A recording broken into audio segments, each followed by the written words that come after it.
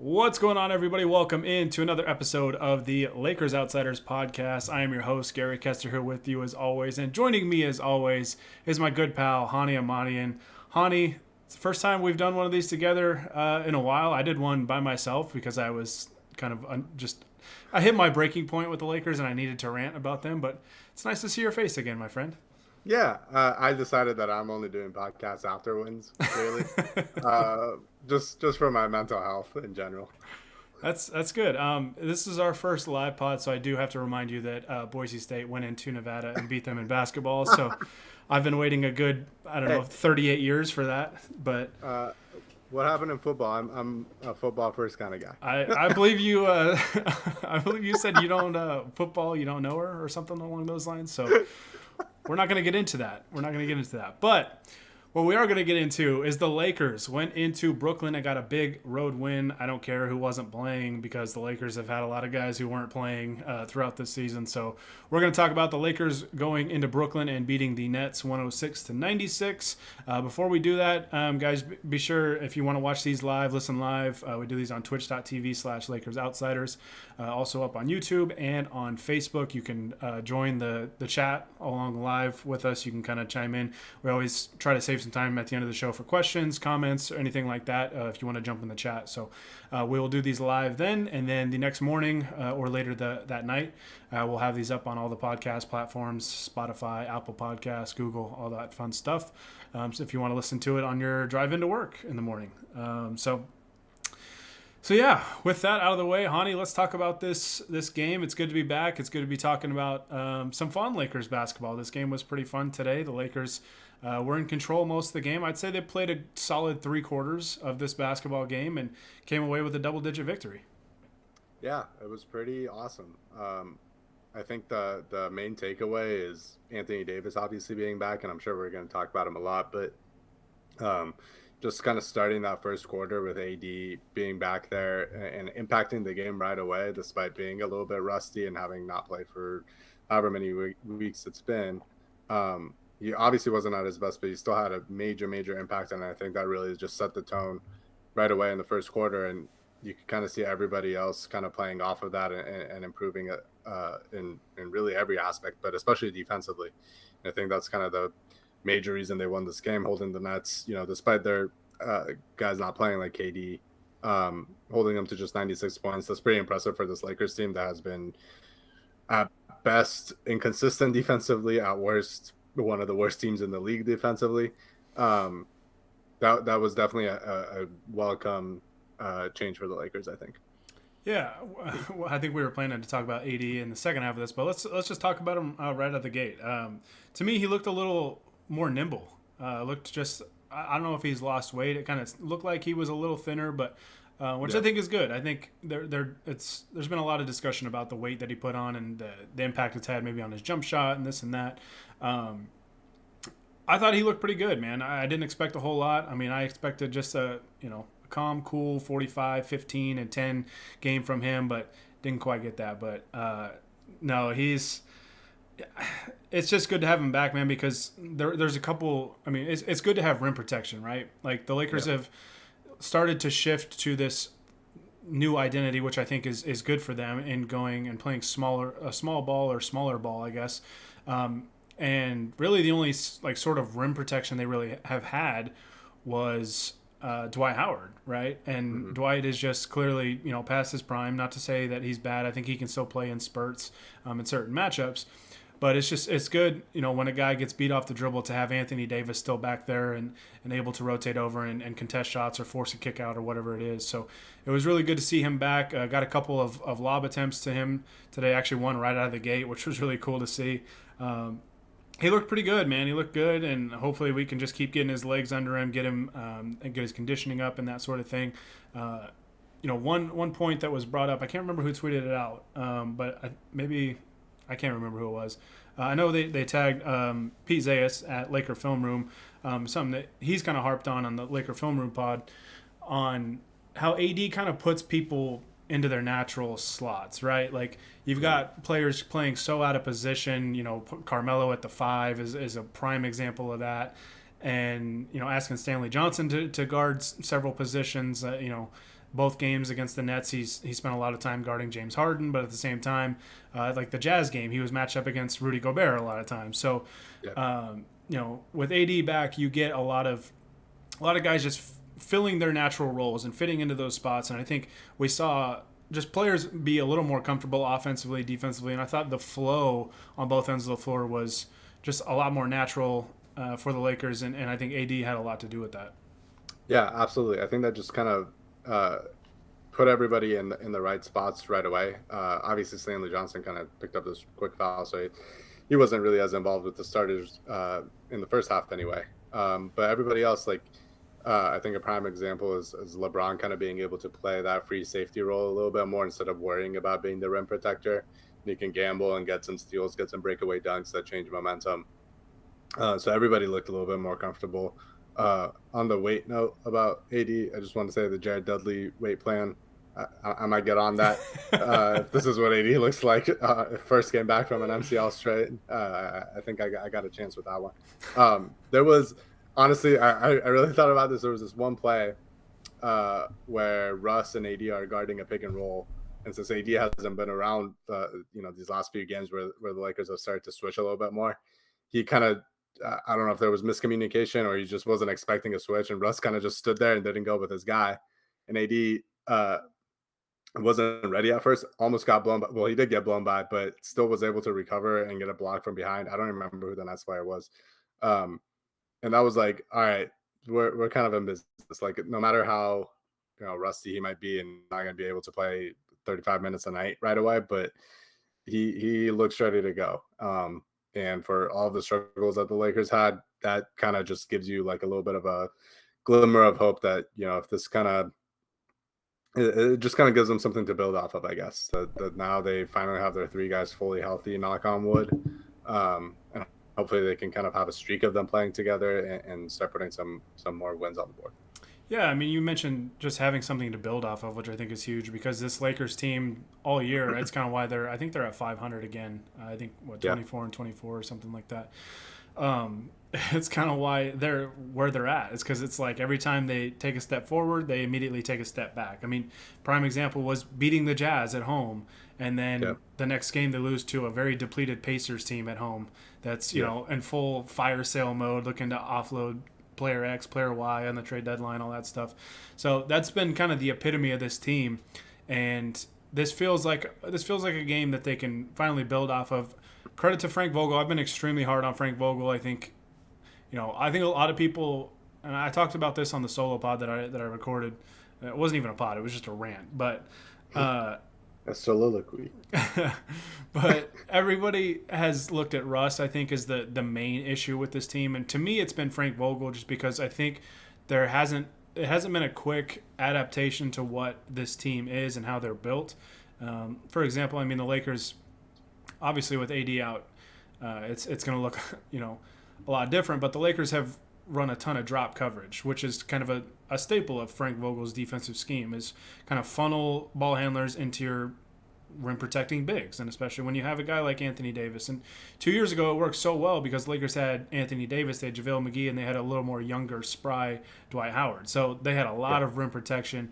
This year, they don't have that luxury, so it's kind of like you have to switch up your scheme. And today felt like the first step in the right direction of them kind of diagnosing the issue and actually prescribing something to fix it, where the starting lineup was totally different. I mean, Avery Bradley's still starting, which I disagree with, but it's a much better lineup for him to be a part of, putting in Stanley Johnson and Anthony Davis in place of Trevor Ariza and Dwight Howard. I mean, those two alone, you get so much younger. You get so much younger, you get so much quicker, so much more versatile.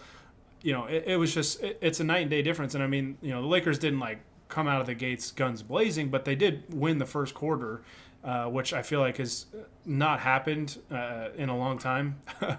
I honestly can't remember the last time. I mean, they might have won some recently, but it doesn't feel like they won them in the manner that they did tonight. 33-25 was the first quarter today. So, those are the types of starts you want to get off to. And obviously the Lakers blowing double-digit leads has been very well documented so far this year. And they did let Brooklyn get all the way back within 2, but then they responded. And I think they were up, I want to say 14 going into in the fourth quarter. So this was just a much bigger step, I think, towards leaning into who they are as a roster construction and how the scheme, what the scheme needs to be, and not just defensively. Because defensively, I think even with Anthony Davis, you can run some drop coverage and stuff because when you have him in there, Yeah. he's going to erase a lot of mistakes, and especially if you funnel guys in towards him, that's typically going to be a pretty sound strategy. But he did have a little bit of foul trouble today. Could be rust, things like that. There's a number of factors that go into that, but I think this team is going to be at their best defensively when they kind of simplify the mental aspect of it for guys like Malik Monk and Russell Westbrook and all these guys, Carmelo Anthony, when they just basically say, "Hey, here's our scheme. We're going to switch pretty much everything." If it's something Yeah. questionable, you communicate with it, but everything, especially out on the perimeter, we're just going to switch it because Anthony Davis can guard 1 through 5. And it just simplifies the mental aspect. There's less processing for these guys because guys like Malik Monk, Carmelo Anthony, they have physical limitations in different ways defensively, right? Like Carmelo's, much older and not doesn't have the lateral quickness to Yeah. to stay with guards. Malik Monk is just, a smaller frame and doesn't have the size to contest a lot of shots for bigger guards and wings and stuff like that. But you can really simplify things and try and limit dribble penetration a lot. And you can do that by switching pretty much everything defensively. And that's what we saw with Utah is the Lakers kind of going 5 out basically with Gobert on the floor, especially down the stretch, and then just switching everything. And I think that's a strategy that can work against so many teams. It's such a modern strategy that a lot of teams employ. I mean, the Clippers, for example, ran that a lot in the playoffs Yeah. last year in all their matchups. And it was very successful. And honestly, I mean, I'm certainly not pro Clippers by any means, but that team had a legit shot at going to the finals and maybe winning the finals until Kawhi Leonard got hurt. It was really tough for them to overcome that. So it's a modern strategy. I think it's a strategy that fits this team really, really well, especially because part of the issue was when they first started doing this, the small ball was literally putting too many small players out there, right? Yeah. Like it wasn't just putting LeBron at the 5. They were also doing things like putting Rondo out there with Russell Westbrook and maybe Avery Bradley. It's like, Yeah. no, small ball just gives you versatility. So when you do like what we saw, I think to close tonight was Russ, Austin Reeves, Stanley Johnson, LeBron, and AD. Like that's 5 versatile players that can guard multiple positions. Like that's true small ball. They're interchangeable offensively. They have complementary skill sets, and defensively you can switch a lot of things. They're interchangeable, and it all fits so much easier on both ends of the floor. Yeah, and I think the other thing is, you talk about it simplifying the role for the players. I think it also just kind of conserves their energy both physically and mentally, so that in the fourth quarter, when game's getting kind of close, or you want to just throw out different looks, and Vogel likes to do that, then they're able to do it. Like this fourth quarter, they had multiple possessions in a row where they started blitzing James Harden again, like they did in the playoffs against the Rockets a couple years ago, and that they had multiple turnovers because of that. Harden had one, and then he passed the ball off, and they had a different one. Those were the 2 breakaway dunks for LeBron. The guys are much. I mean, one, it's the lineups that he puts out there doing that. Obviously, there's more capable players than that. But even with I think Carmelo was on the floor for some of those possessions. He's still able to kind of get out there and blitz and put Harden in a tough situation where he has to pass the ball, and he doesn't like to go back and get it. And that obviously helps the Lakers defense in general. So I think you're right that Vogel is kind of, now that he has pretty much his whole full team other than Kendrick Nunn, and again, knock on wood that nobody else gets hurt, but now he's kind of able to get everybody in the right situations, and I think he's kind of understood. And he mentioned this pregame too, that with the personnel that he has, that he needs to go to this more switchy defense, and he thinks it's going to help. Obviously, it took a little bit longer than we would have liked, but it looks like, at least for now, it's paying dividends. I think the only downside to it tonight was their rebounding. I think the switchy defense is one of the issues with them, is that if your big is out on the perimeter, obviously he's not going to be in the paint getting rebounds, and you need your guards to be boxing out and going and grabbing rebounds. And tonight, that was probably the biggest reason why Brooklyn stayed in the game as long as they did, was that they were getting a lot of second chance points. So that's something they got to clean up. Obviously, that'll come with time. I saw Jeannie, not Bus, but a friend of the site, Jeannie, posted something today where I have no idea about this, but LeBron, Russ, and AD have not played 3 straight games together all season long. Um, so hopefully, if this is now the beginning of them playing together a little bit more consistently and getting that chemistry going, and now your role players are actually playing with the guys that they're supposed to and playing in the roles that they were intended to, instead of having to do more than what was expected of them when they signed. Now I think you're going to see a little bit more of an optimized Lakers team. Obviously, slowly. I'm not expecting them to just like go on a 20-game winning streak right now, but um, hopefully we'll see a little bit more consistency and a little bit more optimization from everybody involved. Yeah, absolutely. And shout out to Jeannie. If you don't follow Jeannie, I think she kind of edits and produces the Laker Film Room pod. She's at Jeannie ZK on Twitter. Great follow. That graphic was really helpful too, because it was kind of something I was curious about. And I can't remember the exact number. I want to say it was like 15 or 16 games that the Lakers Yeah, have had all three, and they've played 48 so far. So yeah, like a third of the season basically is when they've had all three of their star players. So pretty good math. crazy, pretty crazy to think about.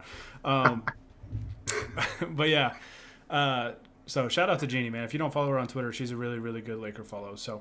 Um, but yeah, and you talked about optimization and things like that. I think I will give Vogel credit for tonight. I thought that the lineups were a lot better. Not only just the starting lineup, but we saw more lineups with two or more shooters on the floor. Hmm. And I think ultimately that's where I've kind of given Westbrook a little bit of leeway, I guess, just because I think a lot of the lineups he's been in, and some of it isn't Vogel's fault, just because there's not enough guys available. Like the Lakers have dealt Yeah, with so many injuries, and then there was that stretch where they had injuries and COVID, and they were putting Russ, Rondo, and Isaiah Thomas on the floor together. So like there was only so much you can do at certain points of the season. But with Russ, man, you've got to put shooting around him. You've got to give him space to operate.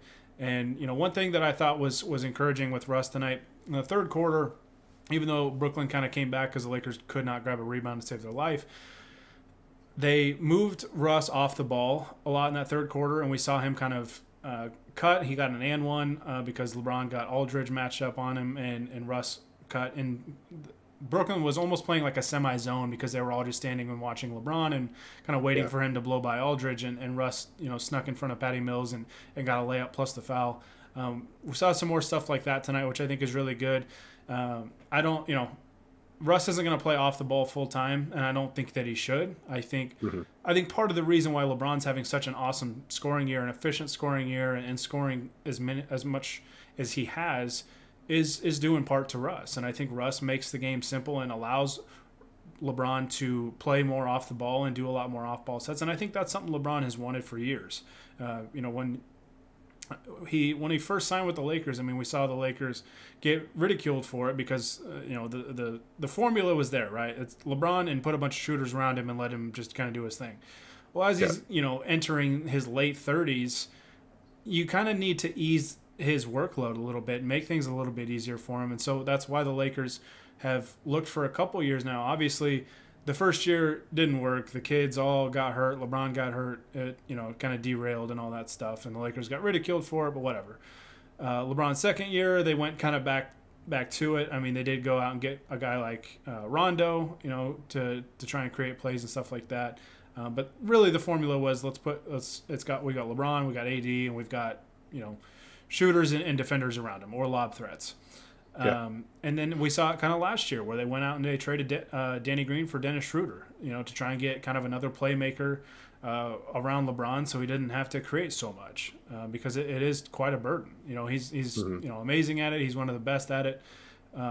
But as he's getting older, you try and lighten that workload a little bit. So I think Russ has helped in that respect, and I know Russ is very frustrating because his mistakes loud. scream. Yeah, like Yeah, I mean, some of the turnovers he had tonight were extremely frustrating. Some of the missed layups, stuff like that. I get it. I get the frustrations with Russ. I do think there's a little bit too much confirmation bias with Russ, where everybody's just sold in their minds that Russ can't work. He can't work, even though he hasn't been on this type of role probably ever in his career. The closest thing was Oklahoma City, and back then Harden wasn't what he is now. And I don't know. It's I get a little frustrated with some of the Russ criticism. I get that the mistakes are very loud, but you kind of have to look at the whole picture. And I don't think there's any mistake that LeBron's having one of his best scoring years ever. Now that he has a playmaker and a creator, that can take create a lot for him, but also kind of ease the workload a little bit. Yeah, and I think that's basically what the challenge for Vogel is finding that balance of, Russ is best with the ball in his hands because he's not really a threat off ball as a shooter. But and on this team, obviously, he's kind of helping optimize LeBron as a scoring threat, as an efficient scorer.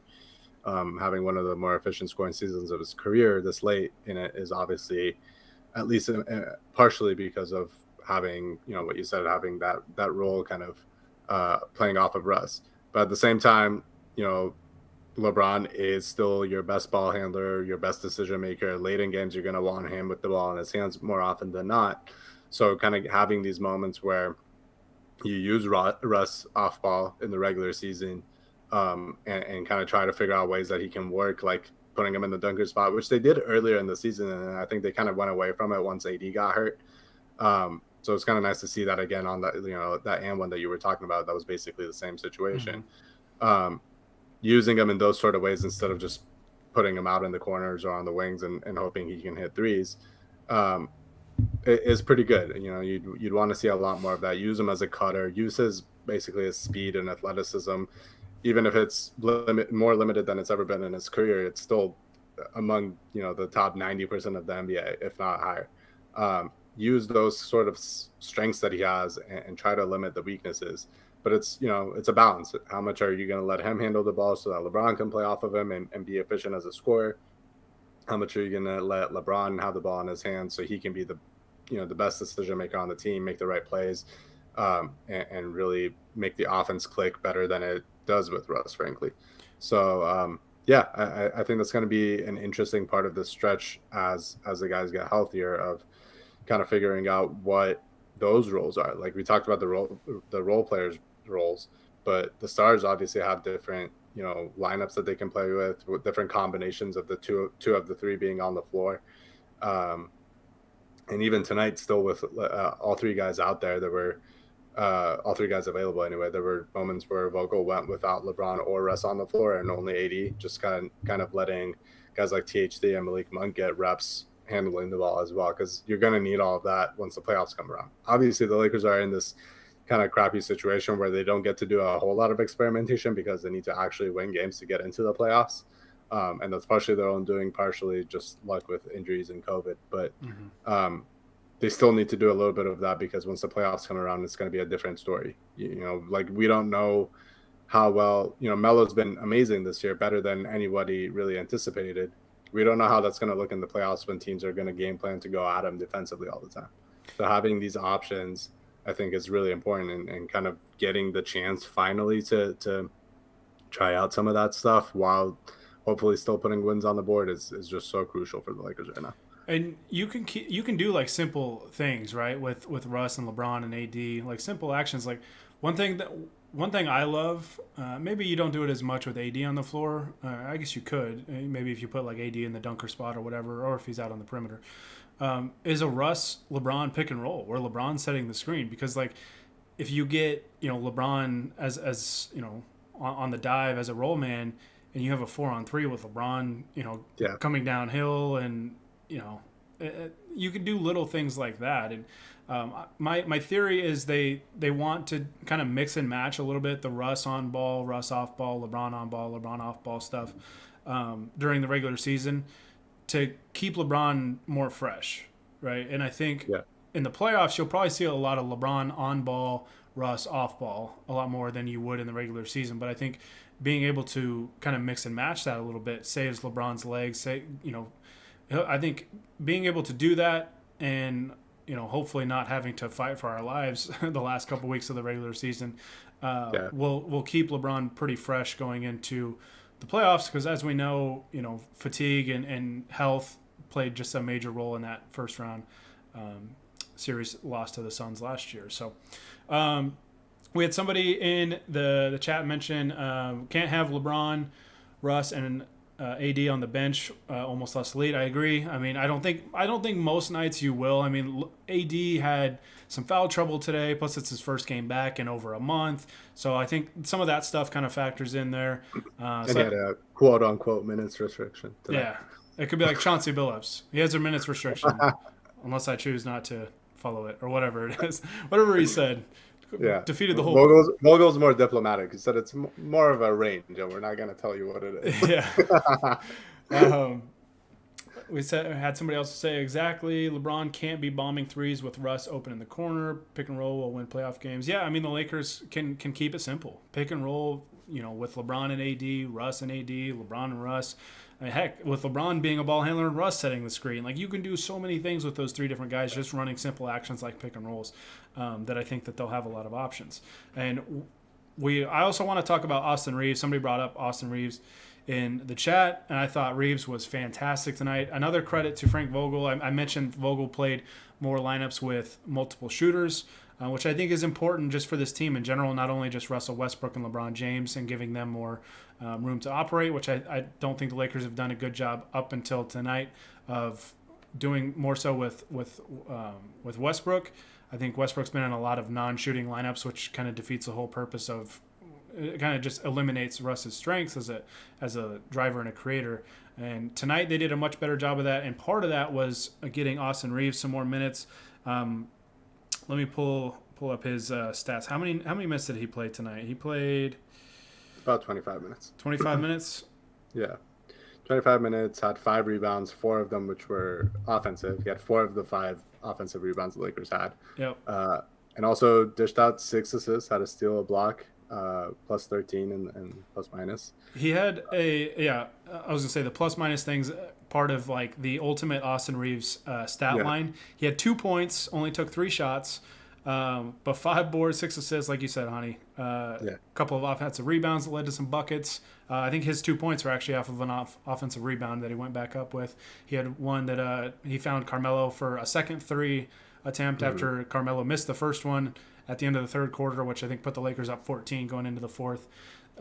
Austin Reeves, man, this kid is just so impressive, and we've been just more so on Twitter, but pounding the table to get this kid some more minutes, and we finally got some tonight, and it paid dividends for them. And he just plays winning basketball, does all the dirty work. I think teams get so surprised when they get a switch.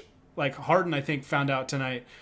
First time he got Reeves switched on him, it's like his eyes lit up, like, oh, I've got Austin Reeves on me. And he found out very quickly that Reeves is a pretty damn good defender. Like he's gonna have to add strength over the next couple years or whatever to get better. But man, positionally, that guy plays such good defense. He plays hard. He just always seems to be in the right place at the right time. High IQ player, some really good passes. That corner, it was like kind of a semi-transition pass to Monk in the corner where he fired a bullet over there, and Monk hit the 3 in the corner. Like stuff like that, man. He's really impressive for an undrafted rookie, and I think you can make a good case that he should be starting in place of Avery Bradley. But maybe that's just me. He looks so much more confident, and it's funny saying this because ever since he got that haircut. It's funny because we talk about confidence for basketball players all the time, which to an extent is a factor, but also like these dudes are top of the top in the world at what they do, and they're just supremely confident no matter what. Like even the bench warmers are like supremely confident no matter what. But if you compare Austin Reeves like the first few games that he played to right now, where he's like actually like making crazy passes, like that lob that he threw up to AD was nuts, and like talking a lot more, talking to his teammates more, yelling at the refs. Like he was not doing that early on in the year. He was just quiet as a mouse, and like still making good plays, but just like there was nothing else to it. It's really cool kind of seeing that evolution, even if as a player, like he's still kind of the same, but he really understands that he belongs in the NBA a whole lot more than I think he did early on. And that's really cool to see. As far as him being a starter, I think I would support that. I think he he is the kind of player that just meshes really well with the lineup that has three superstars on it, Mm-hmm. and not everybody is good at that sort of thing. I do kind of, I'm not like as, I guess, like adamant that he has to be starting, because I do think Right. there is a little bit of that. Not to make the comparison that everybody makes, but also to make the comparison that everybody makes. The Caruso sort of element of like Vogel always liked him off the bench because of his energy, Yeah. and sort of kind of coming in to spell the starters. And if the starters don't come out uh, really well, you can count on Caruso to kind of change the tide of the game a little bit because of his energy. And I think Austin can kind of do that. Um, it's a little bit different because I think Austin is a little bit more complimentary because his shooting is better than Caruso. Right. So I think he meshes in that sort of lineup a little bit more, especially with Westbrook as a non-shooter and AD not having his best shooting season. Um, so I would be supportive of that, but I also wouldn't, hate like Malik Monk starting, for example. Um, there's I think those two are probably the guys that I would most want in that position, because I don't know, like Avery Bradley, I think I'm kind of over it. I understand why Vogel plays him, because I think he's a guy that you can count on to play hard defensively all the time, and he needs that on this team because they don't do that all the time. And I think Bradley brings that element, even if I don't think he's necessarily good defensively, at least not consistently. In certain matchups he is, but in other ones he really does struggle. Um, I understand it, but I'm just kind of over it. And THC also, I think he just doesn't fit really with a lineup that has LeBron and Russ. I don't think that optimizes what he's good at, and I think it brings out the worst in him. So out of the guys available, I think Monk and Reeves, either one of those, I'd be fine with. Yeah, I understand why people want Reeves to start. I certainly wouldn't be opposed to it. I do think his best role is going to be probably a guy off the bench that is that high energy, high motor. It's you talked about one reason they didn't really want to play like Caruso 35 minutes a game was because like Yeah. he thrives playing that high motor, high energy guy, and guy plays 35 minutes. There's probably going to be some minutes in there where they're just out of gas. So Yeah. I could And high definitely risk of injury too. Like if you're putting right. your body on the line all the time, playing 40 minutes a night, you're going to get hurt. Especially when you're playing against Grayson Allen, which the Lakers didn't tonight, but it'll happen at some point. But uh, uh, can I? We haven't done these in a while, so I'm gonna drop an F bomb. But fuck Grayson Allen. All my homies hate Grayson Allen. I will allow it. I will absolutely allow it. But no, I personally the guy I would start is Malik Monk, which I do want to highlight Malik Monk, just because we were talking about we've talked about a couple times already on this pod about the importance of shooting around your playmakers, LeBron and Russ and even AD, just giving those guys more room to operate and putting more perimeter gravity on the court. And Malik Monk is honestly, him and Carmelo are probably your two best guys in terms of perimeter gravity that you'll have. And Malik Monk, it was great to see him get going again tonight. 22 points, 7 of 13 shooting, 6 of 12 from the three-point line. Really, really good minutes from Monk. He was fantastic today. And I mean, his shooting, man, it's like if he gets one to go, it just seems like he's supremely confident, and they all start to drop after that. One point you did mention with Reeves was his communication and how that continues to get better. Alex Regla on Twitter, if again I'm plugging Twitter accounts like crazy today. If you don't follow Alex Regla, you should. Does a great job breaking down film and just Lakers coverage in general. Actually had a clip of, I think it was I want to say the Orlando game. It was a couple games ago, I believe, where where Monk was kind of towards the right wing, and Reeves was following his man along the baseline, and he communicates to Monk like take my guy coming off these screens, and Monk sees that, they switch it, and Monk jumps out and actually gets a steal breakaway for a dunk. Like that play generated by Austin Reeves communicating and having the IQ to say, hey, it's going to be easier for you to just switch this rather than me chase around these stagger screens here. So shout out to Alex Regla for pointing that out, and just the coverage and analysis that he brings. One of the smartest dudes that you'll find on Lakers Twitter. But yeah, I mean, all that stuff. It's just the evolution of the team that we're starting to see and things like that. Hopefully with AD back and the big three in place, and hopefully in place for good. again, knock on wood. But the people will fall into their natural spots, their natural roles, and there just will be a comfortability level. They'll lean into their identity of this kind of small ball spacing team that plays fast, tries to push tempo, switches everything. Well, not everything. I mean, just switches most things, at least defensively. And when you have AD back, you can still run some drop coverage in some matchups and stuff like that. So obviously you want to have more than one look defensively. So I think Vogel obviously loves drop coverage and funneling guards into rim protection. With AD, you can certainly do that. But the beautiful thing about having a unicorn like AD is you can do that, or you can switch everything too, because he can guard so many different players, so many different positions. So got a lot of different options when this team is healthy. One last thing, I want somebody in the chat said, what will Kendrick Nunn do for us? I think Nunn, if he can get healthy, I think will be a pretty big addition to this team. I'm not expecting him to be like a star by any means, but I think he'll fill his role really well.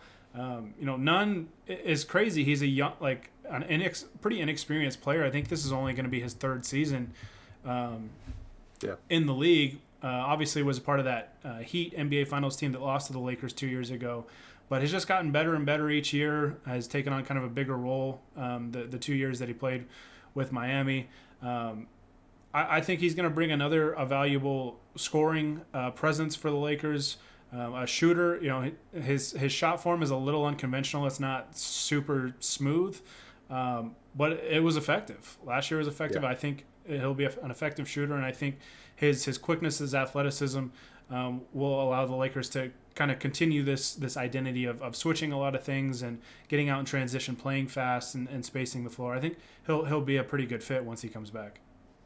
Yeah, I think coming off the bench, he is a really nice fit with a lot of guys. The role players like Malik and Austin Reeves, I think, are going to be really good fits next to him, and I think he's the perfect sort of backup guard to play in those minutes where LeBron is on the floor and Russ isn't, because he can pretty perfectly play both the ball handler role and the off guard role where he's just spotting up. So I'm really looking forward to that. When the Lakers signed him, my main worry with him was really his defense, because I don't know, it's a little. I haven't watched a whole lot of Kendrick Nunn, so I'm not talking as an expert, but I think there's a lot of misconceptions either way of like how good he really is defensively. I wasn't super keen on him on that end of the floor, but if the Lakers are going to go with this sort of switch heavy scheme where it kind of makes things easier for everybody, I think I'm not quite as concerned about that. So I really only see mainly positives with him coming back to this team. If he does come back, hopefully, it's just a matter of sort of building that chemistry with guys that he has literally never played with. Yeah. In the second half of the season. So, I'm looking forward to him hopefully getting back and seeing what he can do. But I would kind of expect him to be a pretty seamless fit once he's hopefully back and gets his legs underneath him as well. Yeah, absolutely. I agree. And I'm hopeful he will be back fairly soon, because it would be cool to finally see this team like 100% and at full strength. Even if they've got to take some time to incorporate some new pieces and stuff like that. Yeah. But it's good to have the big fella back, man. It's good to have AD back on the floor, and when you look at his stat line, like, it's not anything super impressive today. 8 points in 24 minutes, 3 of 8 shooting, 2 assists, 4 blocks is good. I mean, that's probably the main aspect that they really missed, because LeBron is still just scorching offensively. And the Lakers got, enough contributions elsewhere. Carmelo with 13 points. We talked about Malik Monk's 22 points, and so on and so forth. So offensively and defensively tonight felt like the most comfortable they've looked in quite some time. One of the more complete games that they've played this year. And I know Brooklyn has a couple of guys out with Kyrie, KD, and Joe Harris, but I was very happy with the. Not necessarily, I mean, obviously the results, but kind of the process that led to the results. And that's kind of been a thing that's been frustrating this year is, even when the Lakers win, it's almost like they win in spite of the style of play that they're playing. So it was good to see them lean into more a switch-heavy defense and really space the floor and push tempo offensively and give their creators more room to operate. So very, very pleased with tonight, and hopefully they can continue that. Thursday in Philly? Yep. Yeah. All right. Definitely going to be an interesting one, especially for AD having to go up against Embiid for however many minutes he's going to play. And Embiid is just on fire right now. Yeah. I think he had another 40 points tonight, which they really needed to beat the Pelicans without Brandon Ingram. I would, Uh, I would assume we see some Dwight Howard minutes probably in that yeah, game, just because you don't want LeBron or Stanley Johnson or God yeah. Carmelo Anthony at the five with Embiid on the floor. So, um, yeah, that'll be interesting to watch. It'll be interesting to watch. Back to back coming up. What is it? Philly and then at Charlotte on Friday.